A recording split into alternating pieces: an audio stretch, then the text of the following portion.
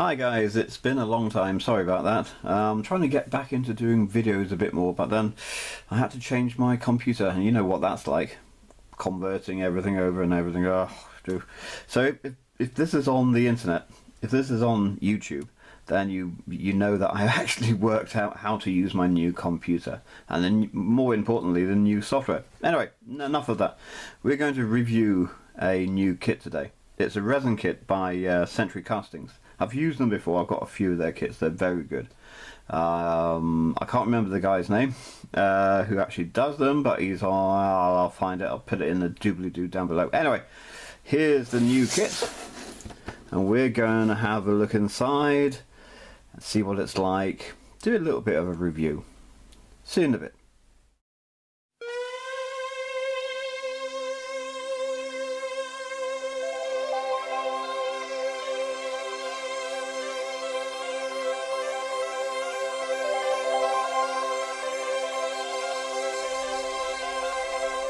Okay, retro 1950s flying saucer.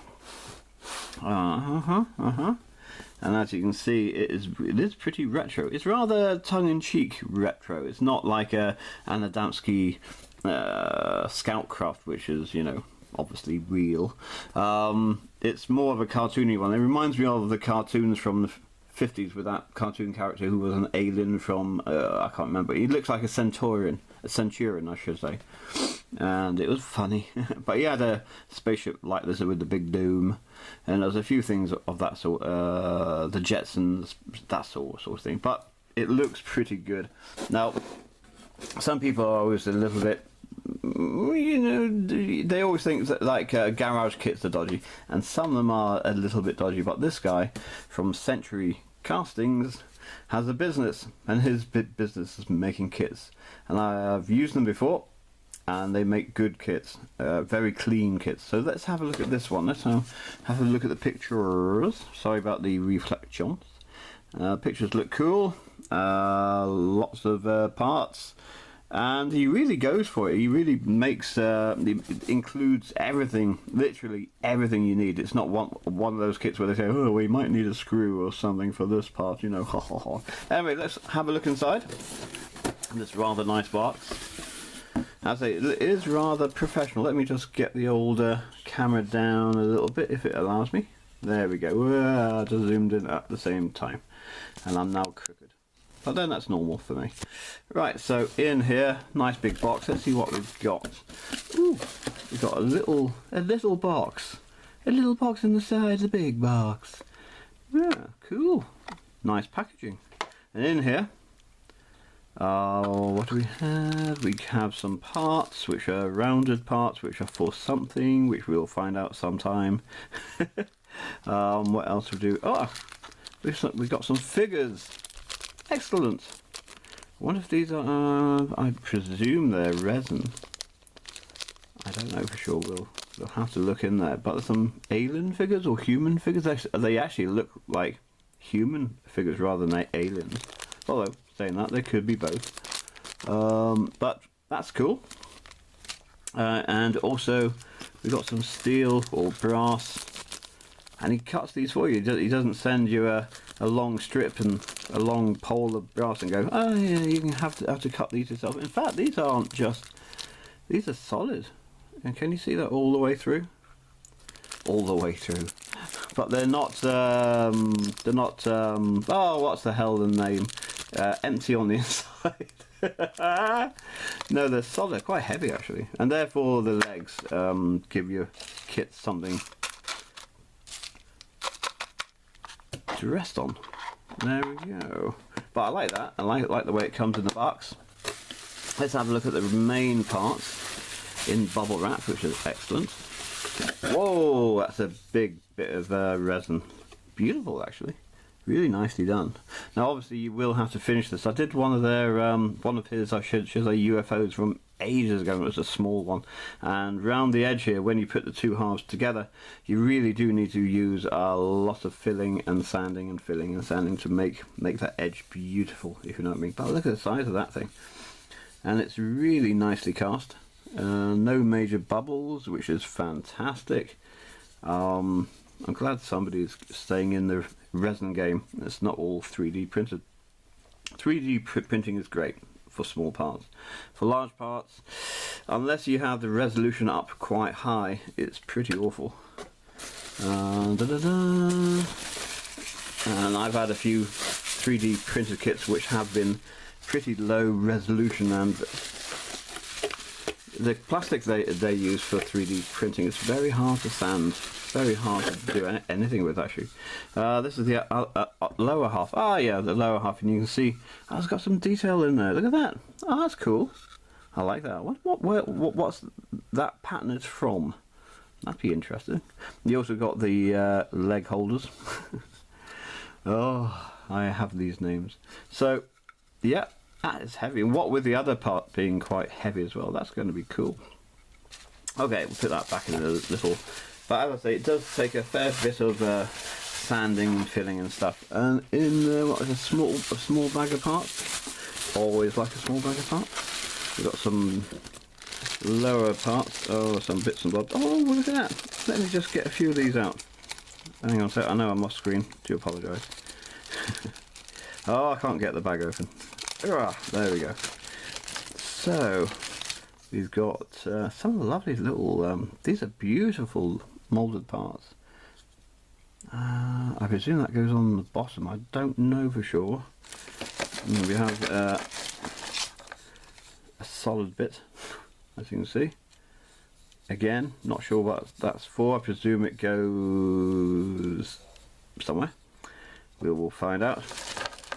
Well, there's tons of little parts he's done. There's a chair.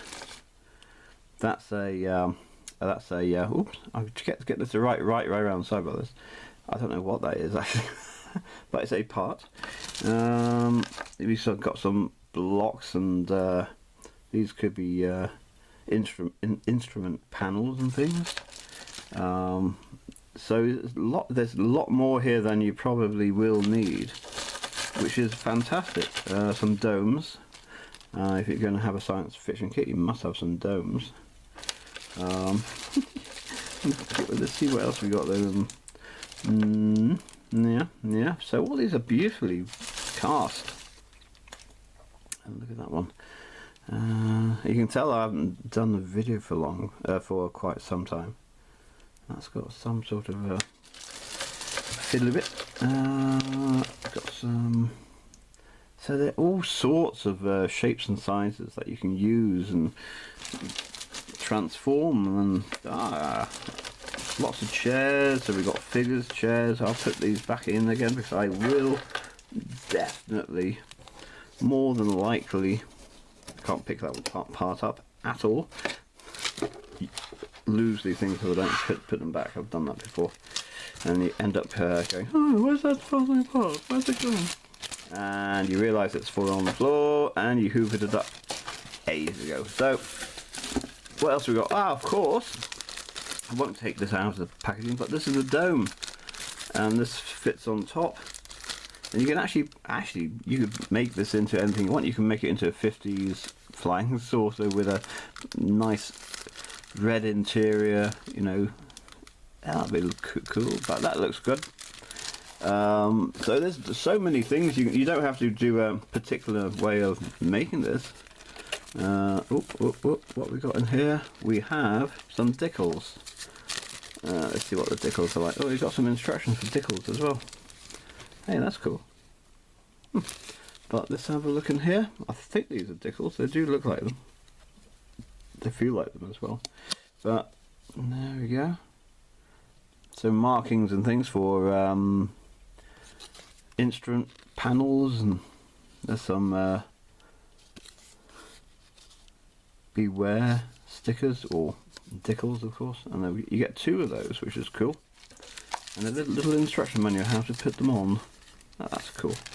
Instructions. Now most of these garage kits do not give you very good instructions. In fact, usually they're photocopied or whatever, but this one is on glossy paper.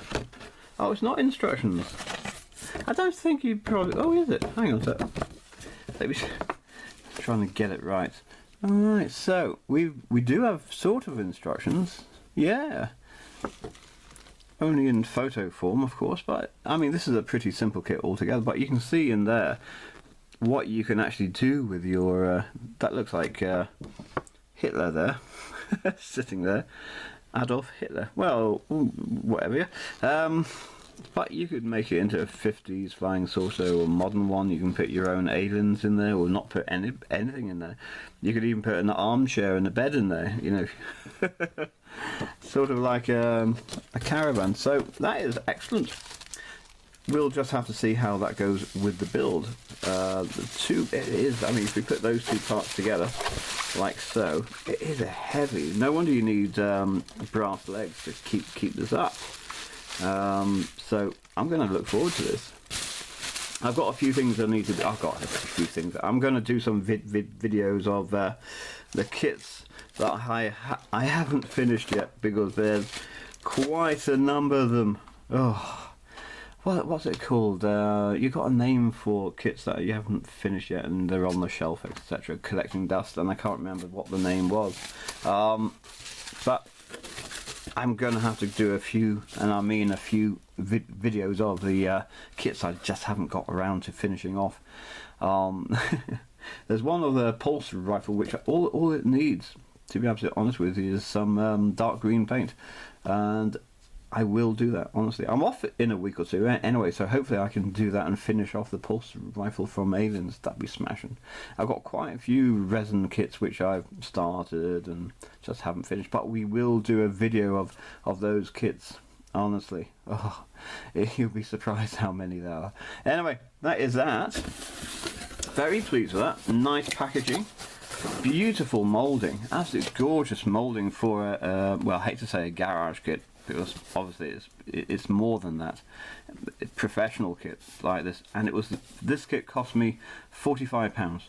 I think I had to pay about £3, £4 postage, so call it 50 quid altogether. In American dollars, that would be about what, $40 for this sort of quality and size. 1/43, I think it says somewhere. Scale kit. Boy, it's really good value for money. I've had his kits before. Century Castings, it's called. Have a look on eBay. Just put in Century Castings, or maybe it's centurycastings.com or something of that sort. Anyway, really looking forward to this. I really want to do this. I know I need to finish off those kits, but I want to do this. A lot of work. That's mainly around the edging here. You'll be getting a lot of work, filling in everything else, but well worth it. In fact, what I might do, I'll pop downstairs and show you the last one I did of his kits. 1 second.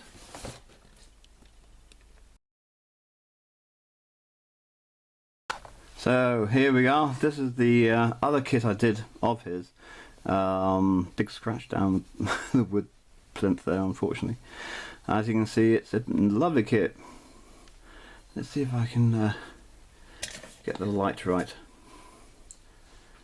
Did I get the light right? Yeah, that's not too bad. As you can see, it's a traditional sort of UFO. I put it on a piece of brass into this wooden plinth, and it's very simple. I just painted it. This was one of my very first kits, resin kits. In fact, I think it may have been the first resin kit I ever built. And as you can see, round the edging there, I love this. This is beautiful. Came up lovely.